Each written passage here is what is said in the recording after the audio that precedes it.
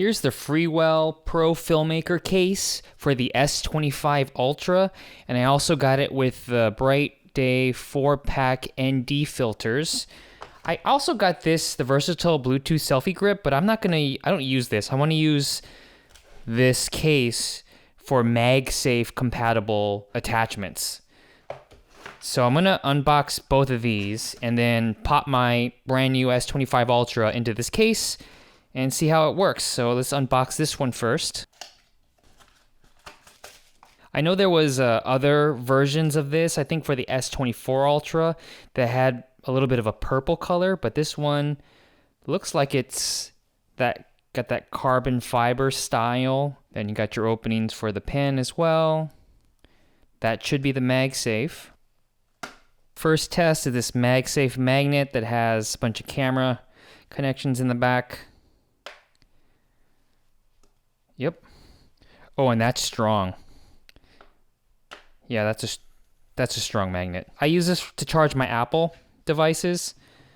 So let's see how this fits. This is just a regular battery bank, MagSafe battery bank. It's charging, but it appears because of the size of this particular battery bank, and where the lenses are, it's not a smooth fit, so I have to put it at an angle here, but it is charging, so that's good. So I guess you just gotta watch out for the size of the battery bank if you want to do that. Now I'm gonna open the ND pack, zipper, open it up. Okay, wow, look at that. It's already set up for you. So this is what they all look like. They're just different strengths of neutral density.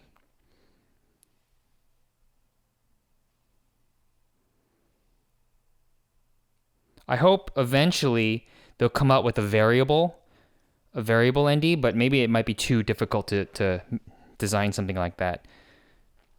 But here's how it fits. It's magnetic, easy, works just like that. Let's go overexposed just for the demonstration purposes. So that's overexposed. Now let's pop on this ND. And there you go. Overexposed, covered. It is a pretty bright day, and I have the ISO set as low as it can go. This is in manual mode on camera right now. Everything's blown out white. It's kind of the middle of the day right now. My shutter speed is 1/50th, ISO is 50, and then white balance is 5400.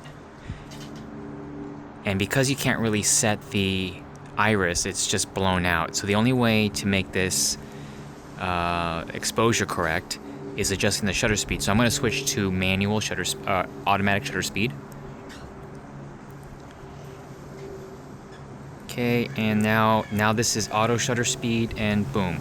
So in order to make this properly exposed, the shutter speed is now 1/2000. Just to get this properly exposed. So what I'm going to do is I'm going to take out the Freewell filters and put the Freewell ND filters on. I wonder what ND strength I should use. I'll probably use I'll use the strongest ND, which is ND64. I think that's what's going to be required in this instance. Okay, I'm adjusting. I'm going back to 1/50th shutter speed. And then now I'm going to apply the ND filter.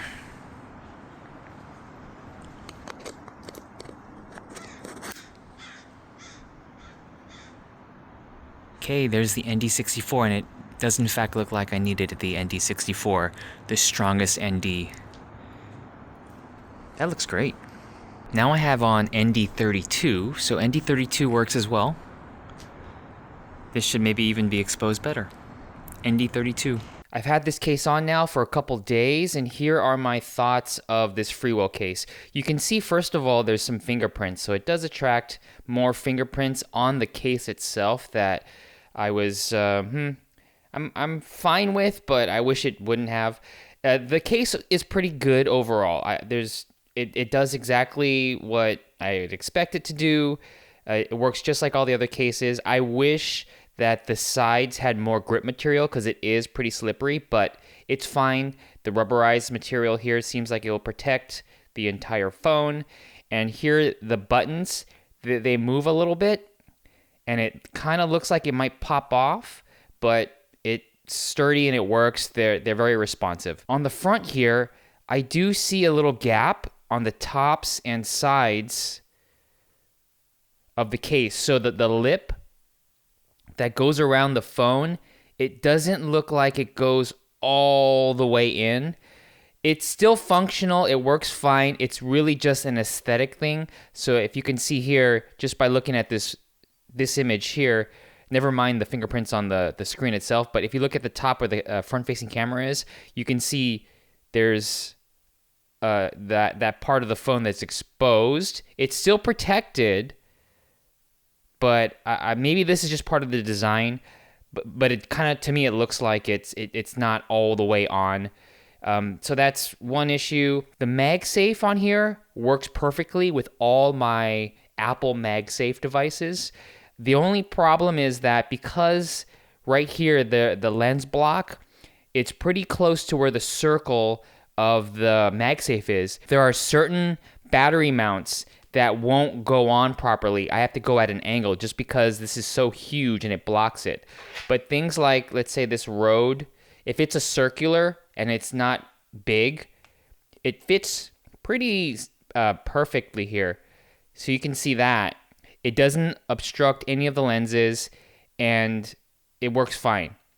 But if anything is bigger, you can see it'll just be blocking it. And because the lens area protrudes and it just knocks away anything that could lay flat on the Magsafe, that might be an issue if you have multiple longer Magsafe devices like their battery banks. That's not going to fit. But these circle things like this work fine. And then if you do put it on a Magsafe charger and it's blocking the way, you can just turn it at an angle, and then it fits at an angle. It's just the phone's going to be at an angle when you charge everything. When it comes to their lens mount system, I noticed, so this is all metal. This is pretty heavy, and it also is sort of a magnet, so it kind of magnetizes to these magnetic mounts.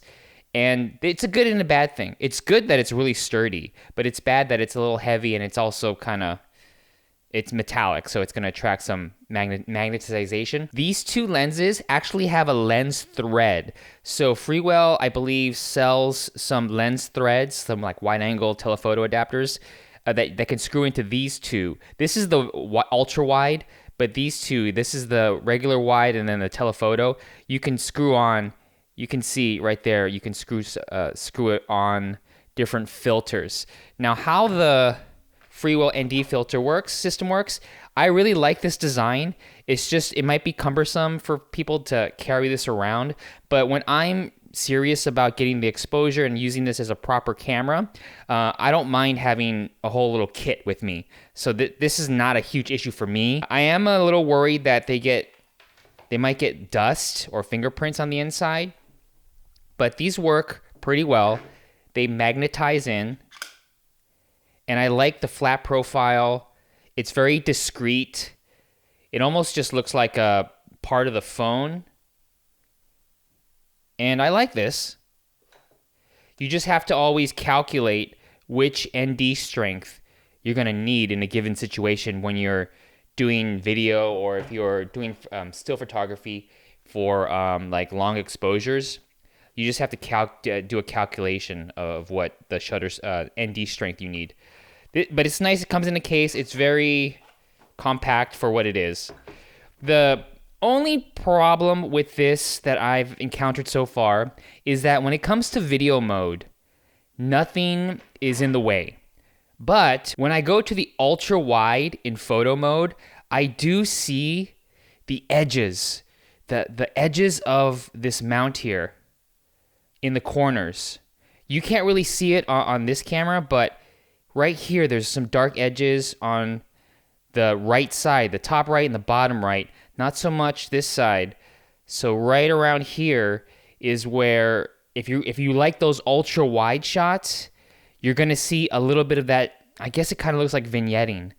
So that's on all of the ultra wide for stills. But when you go into video, that disappears because even if an ultra wide for video, it still crops in a little bit of to the lens. When you shoot video, this will not interfere in any way. But when you do stills and you go to the ultra wide lens, you do see that. But overall, if you want something like this, there's no competition. There's no other brands that are making what Freewell is making in that form factor. So if that appeals to you like it appealed to me, I would go. Freewell is dominating that right now.